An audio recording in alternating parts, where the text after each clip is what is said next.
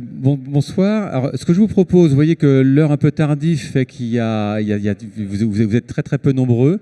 Alors, ce que je vous propose, c'est on va faire un petit échange beaucoup plus simple, beaucoup plus facile avec nos trois intervenants. Par contre, ce qu'il faudrait, c'est que vous vous rapprochiez. Venez ici, ça va être plus simple et vous allez pouvoir. Voilà, on va échanger de manière assez détendue. C'est la fin du salon et. Et Sally, organisatrice du micro, va vous faire un petit speech. Sally. Je suis ravie que vous êtes là et vous êtes très malin d'être là parce que ça va être le meilleur table ronde de tout le salon. Pourquoi? Parce que moi, j'étais chef de formation d'une grande entreprise, j'avais 3000 enseignants et je sais qu'est-ce que c'est de gérer la formation. Et je commençais à en avoir un peu marre des exposants qui ne nous disaient pas combien ça coûte vraiment. Il y a beaucoup d'entreprises qui essaient d'entamer le digital learning, mais ils ont peur de mordre la balle. Et les trois personnes-là sont des amis à moi qui sont honnêtes, expérimentés, compétents. Et je les ai invités de nous parler de la nouvelle économie de la formation digitale. Parce que ça a changé. On a cru que c'était très cher. En fait, maintenant, vous pouvez faire énormément de choses avec peu de ressources. Et ces trois personnes ici ont tous une expérience très, très riche. Et l'idée, c'est qu'on va faire une conversation avec eux. Et vous, c'est comme Woody Allen. Everything you wanted to know, but you were too afraid to ask. N'ayez plus peur. Hein? Tout ce que vous voulez savoir, mais vous avez trop peur pour demander. Je les ai tous briefés au téléphone le mois passé et ils sont là pour nous aider vraiment à mordre la balle. Voilà. Je passe le micro à Pierre Berthoud qui est le modérateur. C'est toi la modératrice, Sally. Pierre Berthoud, voilà. La petite histoire, c'est le fondateur des première entreprise née en France dans le LMS, le premier LMS français natif. C'est le grand-père du e-learning en France. Grand-père du e-learning. Merci pour ce compliment. Bah, écoutez, ça y est, je suis habillé pour le reste de l'hiver. Mais c'est vrai, j'ai les cheveux gris et il faut le dire. Alors en tout cas, mais merci et merci quand même pour qu'on puisse passer un peu ce moment ensemble, même s'il n'y a pas énormément de monde. Donc on a plaisir d'accueillir donc Paul Farnègre, est cofondateur de WeUp Learning. Si je pense enseignement MyMOOC, c'est ça? The MOOC Agency. Hop. Déjà première erreur. Donc Pascal Faure qui est associé directeur chez Corda. Absolument. Et puis Yann Tessier, CEO de Eticom. Tout à fait. Voilà. Et bien Yann, je vous propose de commencer. On va commencer, vous êtes le plus loin. Peut-être dire quelques mots sur votre entreprise pour qu'on puisse un peu vous connaître. Bien sûr.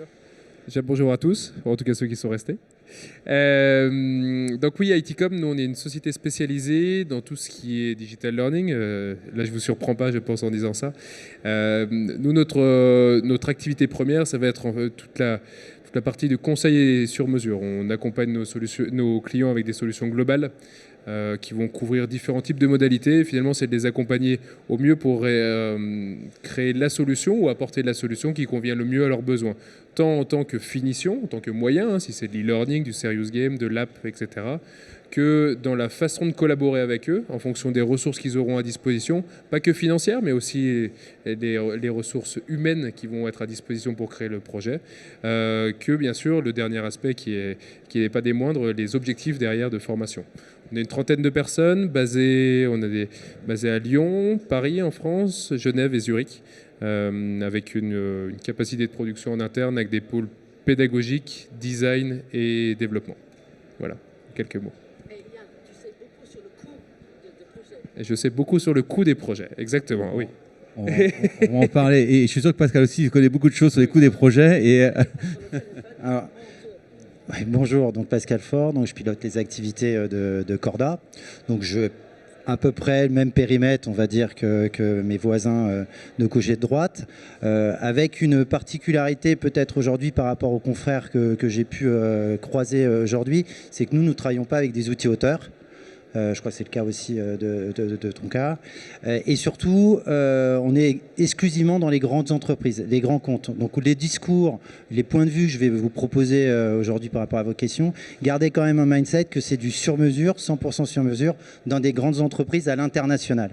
Voilà, ça peut être parfois décalé avec une réalité sur des ETI ou d'autres types de projets. Donc on est sur un marché qui est quand même spécifique sur ce point-là. Donc l'équipe de Corda, c'est une cinquantaine de personnes. On travaille avec tous les profils digitaux que vous connaissez, UX designer, développeur full stack. On fait l'ensemble de la chaîne de valeur d'un projet digital learning. Et puis, ce que je peux dire, c'est que sur la partie expertise, on a l'expertise management et leadership. C'est une particularité aussi de l'entreprise qui balaye des soft skills aussi par rapport au contenu métier. Voilà, je laisse ma...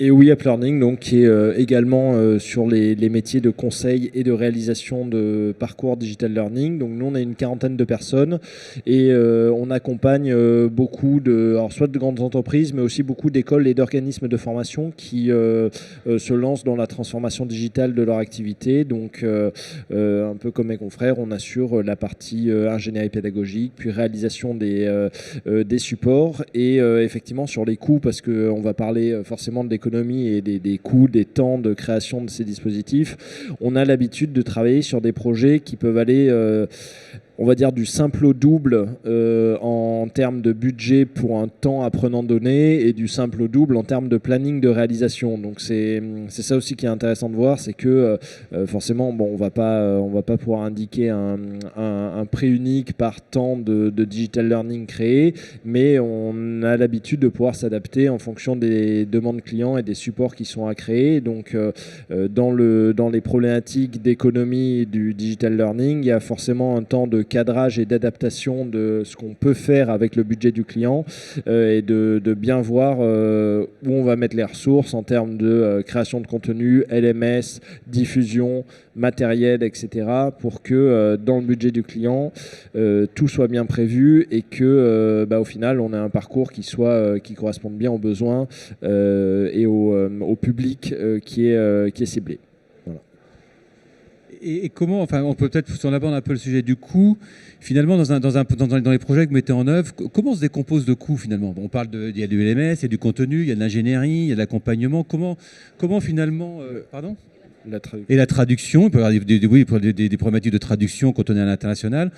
Comment, c'est quoi finalement alors, je ne sais pas si on parle de centre de coût, mais les grandes tendances? Moi, j'ai l'habitude de dire à nos clients que déjà le coût du LMS doit pas dépasser 10% du coût total du projet. Je ne sais pas si c'est un peu le cas. Bon, on fait beaucoup de contenu sur mesure, mais donc c'est vrai que la partie LMS, comme aujourd'hui, vous avez quand même beaucoup de solutions existantes, dont de l'open source, dont des solutions quand même qui deviennent assez compétitives. Mon avis serait de dire que ça doit rarement dépasser 10% du coût du projet. Et après, le reste, c'est le contenu. Mais alors là, c'est vrai qu'entre de la réalité virtuelle, qui aujourd'hui est par exemple le format qui pour nous est le plus cher à créer, ou de l'e-learning classique sous Articulate, effectivement, voilà, ça va du simple au quintuple, je dirais. Donc, c'est ça qu'il faut déterminer, voilà, quel type de support est à créer. Bon, alors pour ma part, je me suis engagé auprès de Céline à un discours très franc, transparent. Donc moi, je vais plutôt parler des évolutions des demandes clients depuis quelques années. Bon, comme vous pouvez le voir, ma capillosité, j'ai quelques années dans le marché du e-learning. Et il y a une époque où les modules de e-learning étaient faits à 2-3 personnes. Aujourd'hui, c'est quand même une industrie qui s'est très complexifiée, comme le jeu vidéo, comme le cinéma. Donc aujourd'hui, le nombre d'intervenants sur un module e-learning a explosé. On est à 10 ou 12 personnes, s'il y a de la vidéo interactive, s'il y a du son, s'il y a de la traduction. Donc les coûts sont un peu enflammés. Et ce que je constate aujourd'hui depuis 2 ans, c'est que la demande des clients dans les cahiers des charges sont quand même un peu décalés avec la réalité. C'est-à-dire, vous infirmerez ou confirmerez mes propos, mais on a des cahiers des charges où pour le même budget, il faut qu'il soit responsive, qu'il se marche sur tous les smartphones, tablettes, ordinateurs, accessoirement qu'on puisse le mettre à jour, et en plus que ça soit à l'international. Donc sur des budgets qui ont peu évolué. Donc je m'étais engagé à donner quelques fourchettes de pricing. Aujourd'hui, les clients ont un budget sur ces types de modules de 45 minutes, on va dire, qui varie entre 50 et 80 000 euros. Et me semble-t-il, si on respecte la vraie demande du client, je pense qu'on devrait être normalement sur des productions de 80 à 100 000 euros. Donc le message que j'adresse aux clients aujourd'hui, je ne sais pas s'il y en a parmi vous, j'espère, c'est de revisiter, rechallenger un petit peu les stratégies de formation et de prendre en compte que la demande digitale, à évoluer, c'est complexifié et que des budgets doivent être adaptés à leurs demandes. Sinon, les cahiers des charges ne sont pas réalisables. Voilà. Oui, je vais complètement dans ce sens-là. Je pense qu'il y a aussi Aujourd'hui, on parle beaucoup de responsive et il y a une différence entre faire du web, faire un site web qui est responsive et faire un module e-learning qui est responsive ou autre module e-learning, on va dire que c'est le produit basique. Mais je pense qu'il y a cette différence-là. Faire un site web et de le rendre responsive, c'est assez simple et si vous allez voir une agence web, il n'y a pas une énorme différence de coût pour pouvoir le porter sur smartphone, sur tablette, sur ordinateur. C'est bien différent de l'e-learning. Pourquoi ? Parce que les logiciels auteurs aujourd'hui, même s'ils se disent responsive, ne le sont pas. Si vous prenez du Storyline ou du Captivate ou d'autres, je n'ai pas non plus la connaissance parfaite de tous les logiciels auteurs du marché, mais à notre connaissance, la plupart du temps, ils n'y sont pas. Ça demande de quand même travailler sur du spécifique. Donc, on va faire une version pour ordinateur. Tablette, c'est souvent sur les mêmes résolutions, donc on arrive à le tenir. Et dès qu'on passe sur smartphone, là, on repart quasiment, pas de from scratch, mais on a pas mal de travail. Donc, du coup, on se retrouve à multiplier le prix. De dire, en effet, 50 000 €. On va dire que la moyenne en durée, c'est 20 minutes, 15-20 minutes aujourd'hui, un module e-learning, toujours, hein, pour pas aller sur d'autres types de modalités, mais 15-20 minutes, c'est vrai que si on le portait jusqu'à maintenant sur ordinateur, tablette, on était entre 20 et 30 000 € pour quelque chose d'abouti avec la scénarisation, un peu storytelling, etc. Pas du rapid learning qui serait plutôt plus bas de gamme, je dirais, en termes de prix. Eh ben, si on fait sur smartphone, vous allez vite passer dans la tranche des 50 000 parce qu'il faudra le porter là-dessus. Donc c'est vrai que c'est une des questions à vous poser. Est-ce que votre cible, c'est sûr qu'on se dit toujours, on en veut le plus pour le projet qu'on veut faire. On veut déployer un module de formation et on aimerait que les personnes puissent l'utiliser sur ordinateur, tablette, smartphone. Ça, c'est le plus. Maintenant, est-ce que c'est vraiment indispensable ? C'est une des questions que je vous invite à vous poser. Quelle est ma cible ? Est-ce que vraiment ils vont l'utiliser sur smartphone ou finalement ça va faire gadget et puis le contenu ne sera pas adapté, même dans la lecture ? Parce que porter un contenu e-learning sur smartphone, juste en le déclinant, c'est pas forcément bon pédagogiquement parlant non plus. Parce qu'on ne va pas apprendre pareil. Le smartphone, on va peut-être l'utiliser en déplacement. Donc la rétention de l'information se fera différemment. Ce ne sera peut-être pas les mêmes moyens. Et ce n'est peut-être pas la solution qui sera adéquate de prendre le module e-learning et de l'écliner en smartphone.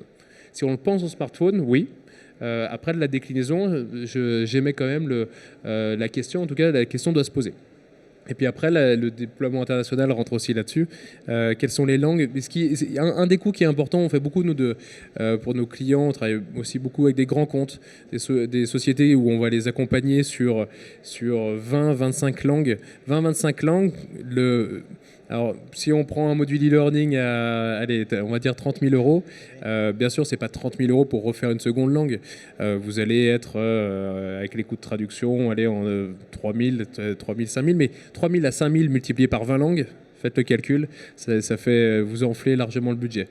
Pour des sociétés qui ont besoin de faire ça, ça va. Maintenant, mettez aussi dans l'équation la sonorisation. Ça, c'est un des coûts qui est vite important, surtout si vous voulez le porter à l'international à la suite, dans différentes langues, etc. Le coût de sonorisation, c'est soit on sous-titre, soit on enregistre pour chacune des langues. Et là, on augmente largement les coûts. Peut-être, Paul, vous peut-être rajouter quelque chose, parce que notamment vous aviez exprimé le fait qu'il y a peut-être aussi une capacité. Est-ce que c'est quoi votre capacité aussi à vous adapter au budget de vos clients ? Parce que ce que vous dites, oui, le client, il veut toujours plus, c'est normal. On est tous un peu pareil. Tout à fait. Alors moi, je voulais vous partager un retour d'expérience qu'on a eu avec SNCF. Donc, on travaille avec SNCF depuis un peu plus de 2 ans et on les accompagne dans de la transformation digitale de parcours d'intégration pour différentes populations qui sont des parcours assez longs. Donc, en fait, on a réfléchi avec eux et on a fait une mission au début pour cadrer un petit peu les projets qui consistait à réfléchir en fonction de telle ou telle population et de tel ou tel contenu, est-ce que c'est pertinent de digitaliser ou est-ce que c'est pas pertinent de digitaliser ? Donc, je vais essayer de vous refaire un petit peu les calculs et les formules magiques qu'on a mis en place pour savoir comment on a fait ces choix. Pour digitaliser, un jour de formation. La question initiale, c'était, voilà, j'ai une population qui suit une formation en présentiel de 1 jour. Est-ce que c'est pertinent de la digitaliser ou pas? Donc, un jour de formation en présentiel qui fait 7 heures. En digital, évidemment, ça va être plus court. Nous, en moyenne, on divise par 2,5, 3 quand on passe du présentiel au digital. Voilà, je ne sais pas si c'est à peu près la même chose. Voilà. Donc, en gros, oui. En gros, ça veut dire qu'une journée de présentiel, ça va correspondre peut-être à 2h30 de contenu digital learning. Évidemment, ce n'est pas 2h30 non-stop. Ça va être plutôt des modules. Effectivement, nous, on est sur des modules de 15-20 minutes de moyenne. Donc, ça va être peut-être 15 modules de 15 minutes en moyenne. Et ce module de 15 minutes, on est capable de le créer pour... alors nous, ça va de 2 000 € pour un truc effectivement très optimisé et basique jusqu'à 5 000 € pour 10 000 € pour quelque chose de beaucoup plus évolué. Mais voilà, ça peut aller, on va dire, de 2 000 à 5 000 en moyenne pour créer ces 10-15 minutes de contenu digital learning. Donc, pour créer une journée complète, ça va être des budgets qui peuvent aller de, on va dire, 30 000 à 60-70 000 pour des formats beaucoup plus évolués. Et donc, ça devient intéressant quand on dépasse une population qui suit ces contenus d'environ, je crois qu'on était tombé à 60-70 personnes sur la durée de vie de ces contenus, qui est de au moins 3 ans chez SNCF. Donc on est arrivé à une conclusion où on a identifié avec SNCF des formations qui étaient suivies par plus de 70 personnes sur une période de 3 ans et qui donc étaient intéressantes à digitaliser en format optimisé ou en format haut de gamme, entre guillemets. Enfin, c'était du coup 70 personnes pour du format optimisé et plutôt 150 personnes pour du format haut de gamme. Donc vous voyez, on avait une sorte de tableau disant, voilà, on peut faire à partir de 70 personnes suivant cette formation-là, c'est pertinent de la digitaliser en optimisé ou c'est pertinent de la digitaliser en haut de gamme à partir de 150 personnes. Je ne sais pas si c'est clair ou pas, mais on avait donc identifié un petit tableau comme ça, des contenus pertinent à digitaliser en fonctionnant par journée de formation. On a fait une présentation, enfin on a formalisé une reco avec ça, oui. Enfin on a formalisé un tableau. Oui, je peux te l'envoyer. Ouais, ça marche. Ça vous intéresse ? Ok. Bon voilà, vous saurez le tableau. Là je l'ai pas, mais oui, je te l'enverrai après la conférence. Ça. Ok, ça marche. Donc voilà, c'était notre retour d'expérience à SNCF. Ouais. Alors je reviens un peu sur la notion de cahier des charges dont vous avez un petit peu parlé. Alors, moi, j'ai le sentiment, peut-être que je me trompe, mais que de plus en plus, dans beaucoup d'entreprises, le métier s'empare du sujet de la formation, notamment du sujet de la formation digitale. Les métiers, ça peut être, je sais pas, des gens en production, ça peut être des gens du commercial. Et quelque part, on vient, alors c'est pas systématique, mais on vient quelquefois un peu chanter des gens un peu plus experts qui étaient dans les services RH, dans les services formation. Et est-ce qu'il n'y a pas, pour sortir aussi un peu de cette espèce de cahier des charges où on sait à peu près comment ça se passe. Hein. Quelquefois, on met un stagiaire qui va prendre tous les cahiers des charges qu'il a trouvés sur le marché, il va prendre toutes les fonctionnalités les plus compliquées en se disant, de toute façon, plus j'en mets, finalement... Plus finalement je suis tranquille, quoi, et puis je ne ferai pas d'erreur.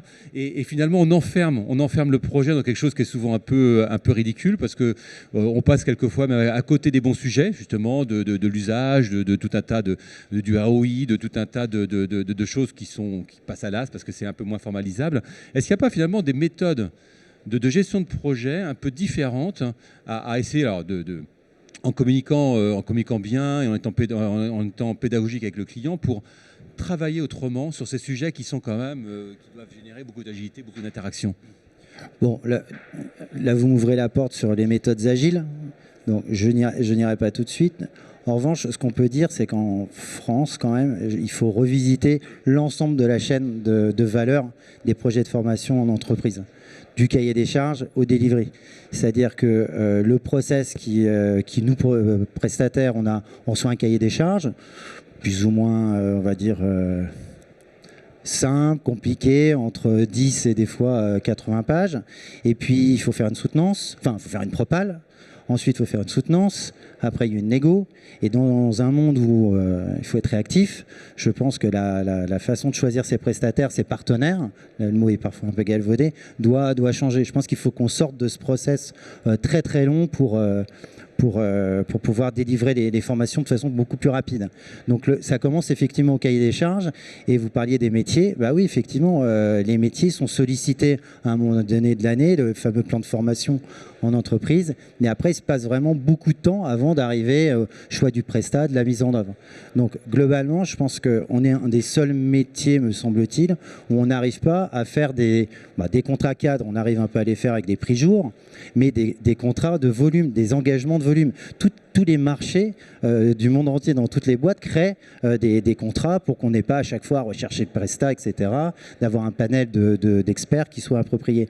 Donc il faut vraiment que les services formation se professionnalisent dans le domaine et aient des contrats d'engagement de volume où chacun d'entre nous, on va se spécialiser, ça va fluidifier la production, on sera peut-être certainement plus pertinent en termes de contenu, parce qu'on fera de la veille, parce qu'on on survolera moins les projets.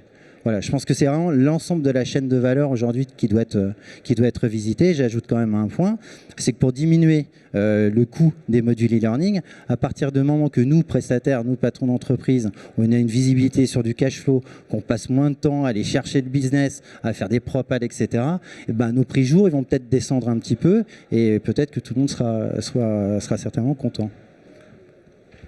Oui, ça serait je pense un très bel objectif qu'on puisse avoir pour l'économie. Et c'est vrai que c'est le contrat cadre, on le retrouve très peu dans notre industrie. Je pense que ça vient aussi de la maturité du digital learning. Alors, vous êtes sur un salon qui, pour ceux qui ont pu le visiter sur les années précédentes, qui le voient en évolution. En tout cas, personnellement, pour voir ce salon depuis de nombreuses années, et puis au début avec Saïli, on voit quand même qu'il y ait une maturité qui est de plus en plus présente. Maintenant, en effet, la problématique qu'on peut avoir, et c'est bien qu'on puisse vous communiquer aussi, c'est que nous, en tant que Presta, c'est vrai que quand on reçoit un cahier des charges, faut pas oublier que vous qui sollicitez plusieurs prestats, vous faites travailler des prestataires sur des propals qui demandent des fois des traits très très poussés pour pouvoir sélectionner. Vous voulez choisir le bon prestataire, et ça bien sûr on le comprend, mais il n'y a rien de plus frustrant de se rendre compte que finalement le besoin n'était pas si abouti que ça, et qu'en fait il y a eu 5-6 prestats qui ont travaillé. Il faut savoir que nous, quand on travaille sur une presta, sur une propale, ça va être 3 à 4 jours hommes qu'on fait. Bien sûr, ça vient dans l'effort commercial, mais c'est 3 à 4 jours hommes. Donc c'est pas juste. Il y a dans d'autres industries où on fait un devis, c'est le commercial qui fait, et puis qui vous dit, par exemple, si on fait de la plateforme, ça sera en effet beaucoup plus simple. Combien d'apprenants vous avez, combien de trucs, et puis j'arrive à vous donner rapidement un prix. Quand on est sur mesure, c'est une autre industrie.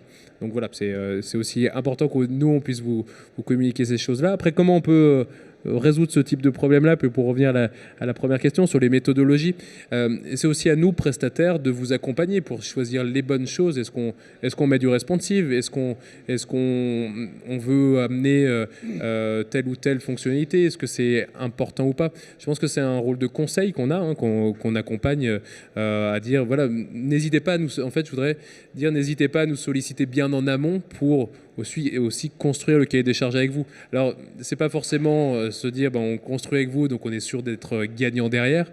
Ça serait l'effet un peu pervers. Mais déjà de construire avec un prestataire pour finalement challenger un peu votre besoin. Ça, c'est des choses que, en tout cas chez ITCOM, on le fait, et je pense que mes confrères le font aussi. Je veux te rejoindre, Yann. Quand la seule chose que vous avez dans la main est un marteau, tout commence à ressembler à un clou. C'est des bons prestataires. Il ne faut pas aller les voir et dire, voilà, ça c'est mon problème. Et en fait, le problème que vous décrivez, c'est une solution préconçue. Il faut les écouter. Et effectivement, ensemble, déterminer quel est le vrai problème qu'on veut traiter. Parce que peut-être la formation n'est pas la réponse, d'ailleurs. C'est possible. Hein.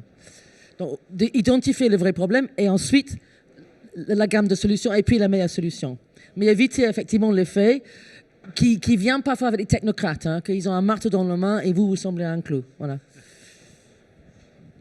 Merci.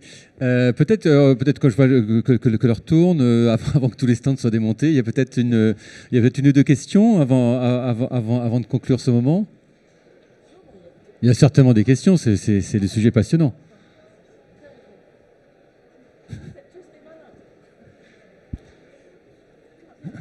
Ah, j'y vais. Qu'est-ce que ça veut dire Propal? Ah oui, proposition commerciale. C'est vrai que ça, c'est du jargon interne. Alors, je voudrais ajouter quelque chose sur les coûts. Et là, ça peut peut-être intéresser des gens aussi. C'est que le métier, je disais tout à l'heure, il s'est complexifié. Et puis, on voit des nouveaux profils que l'on retrouve dans d'autres métiers. On parlait du web tout à l'heure, ou d'autres, les UX designers, des développeurs full stack. Donc, c'est des ressources qui se raréfient, voire sont très difficiles à trouver. Et en plus, les salaires, si vous avez un profil où il y a un X dedans, tout de suite, la fourchette, elle augmente. Donc nous, prestataires, on s'aligne parce qu'il nous faut ces profils, ces ressources. Alors donc, en tant que prestataire, vous avez trois choix. Soit vous êtes dans une stratégie d'employer des gens, d'avoir des salariés, des CDI, soit vous faites appel à des freelances, soit vous externalisez. Donc, c'est une vraie... et nos clients ne nous posent pas cette question-là. On dit, oh, vous êtes cher, vous êtes toujours les plus chers du marché. Bon, ok. Cher par rapport à qui, par rapport à quoi? Et on nous challenge pas pour les raisons du prix-jour. Un prix-jour, il se calcule, il y a une rentabilité, etc. Donc, il y a des profils aujourd'hui dans les modules e-learning. Si on veut faire des choses sur une échelle internationale, sur du mobile, sur de la tablette, c'est des développeurs qui sont rares et donc qui sont assez chers. Et ça, c'est une incidence aussi sur les coûts des projets, voilà, des modules. Rien n'est gratuit dans ce bas monde, hein. Ça c'est...